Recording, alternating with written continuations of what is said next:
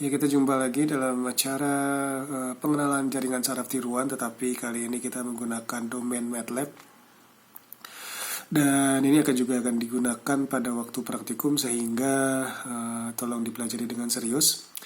Jadi nanti praktikum kita akan membuat diagram jaringan saraf tiruan sederhana ini dalam bentuk program, di mana nanti ada 2 input dan 1 output.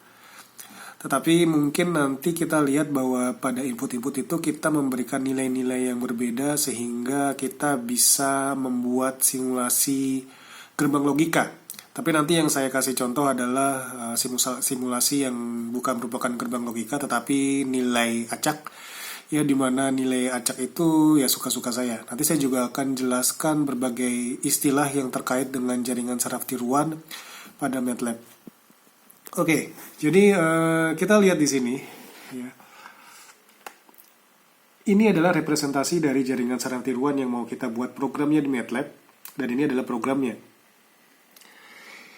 Kalau misalkan ditanya ini maksudnya apa, berarti nanti di sini ada 2 buah input, ya, 2 buah input, di mana masing-masing kombinasi input itu akan memberikan output, nilai output yang berbeda-beda.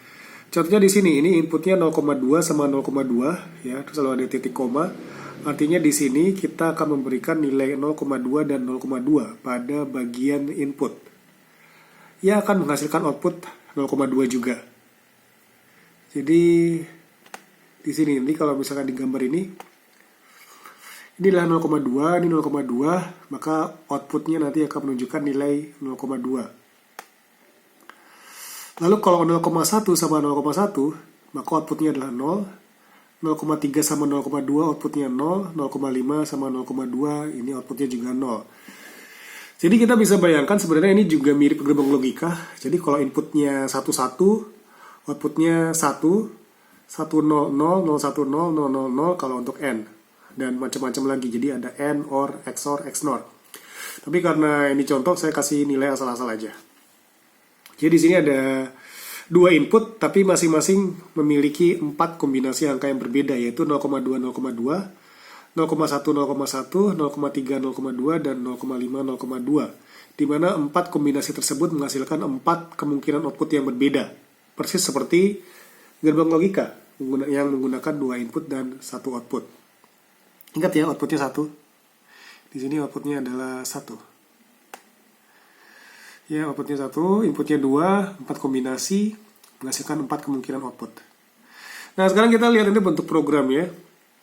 Simple aja. Jadi kita lihat di sini, ini net new fast forward. Ini adalah angka 0,5 dan 0,2. Sorry, ini maksudnya 0 sama 0,5. Ya. 0 sama 0,5.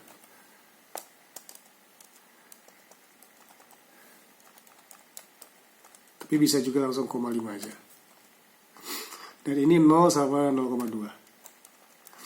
Ini artinya apa? Artinya 0 sama 0,5 ini menyatakan kemungkinan range terendah dan tertinggi dari nilai input.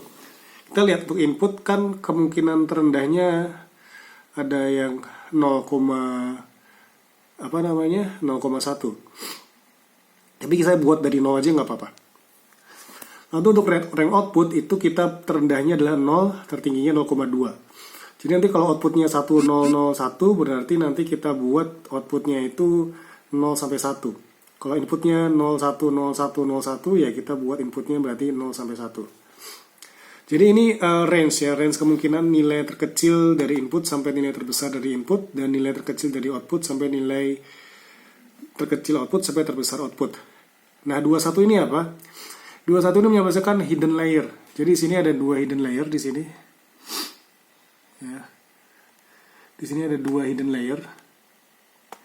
Ini 2 dan 1. Kalau misalkan mau buat 5 hidden layer juga bisa, tinggal 51, 61, 71, 72 kalau outputnya 2 dan lain-lain.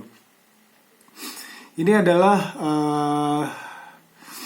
tansik, itu maksudnya adalah nilai fungsi bentuk fungsi aktivasinya sigmoid, tangan sigmoid. Ya, baik untuk yang hidden layer maupun yang output. Nah, training DM itu berarti kita menggunakan backpropagation biasa yang menggunakan learning rate yang konstan. Nanti ada learning rate yang adaptif. Tapi kita belum masuk ke sana karena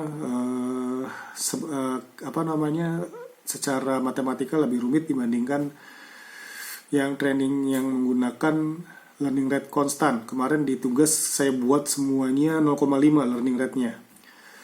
Tapi nanti kalau adaptif berarti nanti nilainya bisa berubah-ubah terus tergantung dari nilai errornya. Itu lebih susah daripada perhitungannya kemarin. Jadi kita belum sampai sana. Ya. Lalu di sini ada net IW. IW itu artinya input weight. Kita kasih acak. Ya, jadi di sini ada weight untuk input 1 ke hidden layer 1, input 2 ke hidden layer 1, input 1 ke hidden layer 2, dan input 2 ke hidden layer 2. Jadi di sini kan kita lihat ada 4 weight ya, 4 weight di sini untuk input. Ada 4 weight ini, W11, W12, W21, W22. Itu direpresentasikan di sini. Kita mau menilainya dari mana? Ya acak. Benar-benar acak, jadi suka-suka kita. Tapi hati-hati, kalau kita salah memberikan nilai acak di awal, nanti belajarnya nggak selesai-selesai atau mungkin tidak sesuai target. Jadi nilai acak di awal itu juga kadang-kadang butuh keberuntungan juga untuk mencari nilai yang pas sehingga learningnya itu cukup cepat dan tidak terjadi error yang besar. Kalau net LW itu layer weight cuma ada 2 karena itu dari layer ke output itu juga cuma 2, yaitu dari layer 1 dan layer 2. Ya, di sini kita lihat layernya cuma ada weight-nya cuma ada 2, W31 sama W32. Itu kita kasih acak juga nilainya. Di sini saya kasih 0,01 sama 0,02. Net B11 itu berarti nilai bias ke hidden 1 sama hidden 2, ya, bias B1 dan B2. Saya kasih nilai 0,1 sama min 0,1, jadi bisa nilai min. Dan net B21 adalah hidden layer nilai bias di output. Ya, bias karena di output juga ada bias 3. Nah, kita lihat di sini, kita terkadang akan menentukan performansi dari sistem. Mau kayak gimana bentuknya? Misalkan net performance function itu SSA, berarti sum square error. Artinya apa? Artinya kita mau membuat nilainya itu tergantung dari berapa total error yang diperoleh yang berasal dari target dikurangi nilai output yang kita inginkan. Target itu output yang kita inginkan dengan output yang terjadi.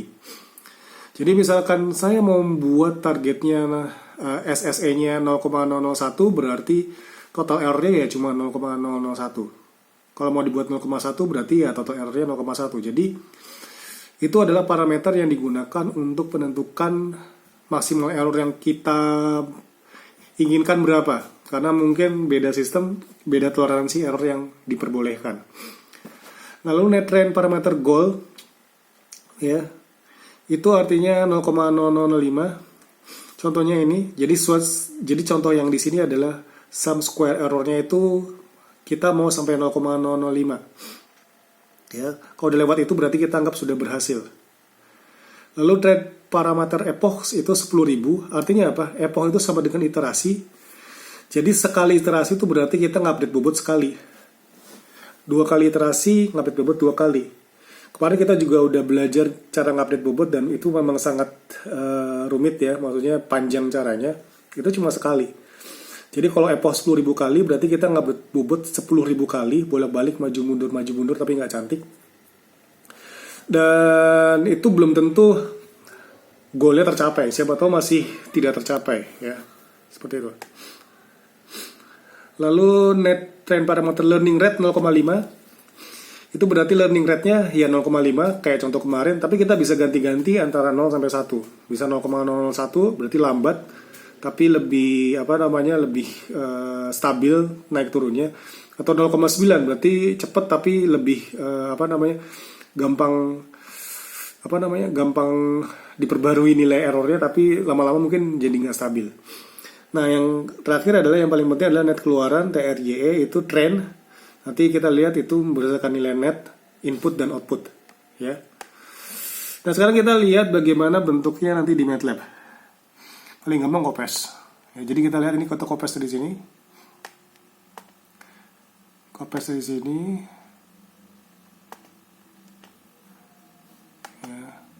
Ya. copy itu ribet.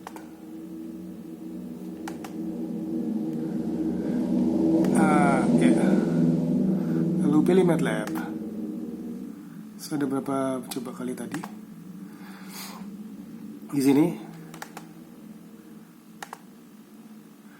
Jadi kode error ini. Nah, kita lihat.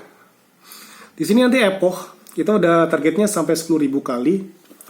Itu sekali iterasi ya kita lihat lama ya. Terus waktunya juga kita lihat berapa detik. Performance berarti kita mau sampai 0,005 tadi, sum square errornya tadi kita lihat. Performance-nya kan tergantung dari total jumlah errornya. Dan ini baru sampai 71, 73, 74. Gradiennya berarti kemiringan. Kemarin kita lihat turunan berantai itu gradien sebenarnya. Di sini ada batas kemiringannya, jangan sampai terlalu besar atau terlalu kecil karena nanti akan menimbulkan simpangan dari nilai yang kita inginkan. Oke, ini contoh sangat-sangat lambat ya. Sangat-sangat lambat iterasinya. Kenapa? Karena mungkin learning rate-nya kecil sekali, tapi kita lihat performance-nya. Makin lama makin kecil. Dan itu memang yang kita inginkan. Kita ingin targetnya sampai 0,005. Tapi untuk menuju ke sana butuh waktu lama sekali ya. Dia belum tentu sampai sana. Kalau udah lewat 10.000 ya dia berhenti. Karena ini dibatasi oleh beberapa hal. Yang pertama adalah performance. Kalau dia sampai performance itu bagus. Walaupun iterasinya belum sampai situ. Tapi kalau misalkan dia udah ngelewatin gradien atau lebih kecil dari gradiennya ya bisa jadi targetnya nggak tercapai. Oke, ini contoh iterasi yang lambat ya. Mungkin karena saya nggak sabar. Kita lihat yang cepat aja. Oke, cara cepetinnya gimana? Kita ubah learning rate-nya. Tadi learning rate-nya memang keterlaluan lambatnya. Saya kasih nilai berapa tadi ya? Learning rate 0,5. Sebenarnya nggak lambat sih. Oke, kita lihat ini 0,1. Ya.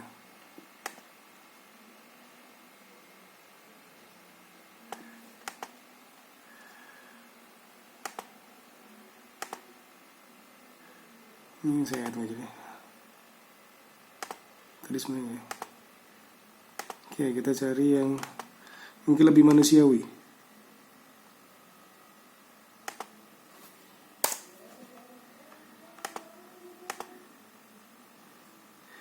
Nah, ini belum muncul ini. Oke, nanti kita lihat hasilnya ya.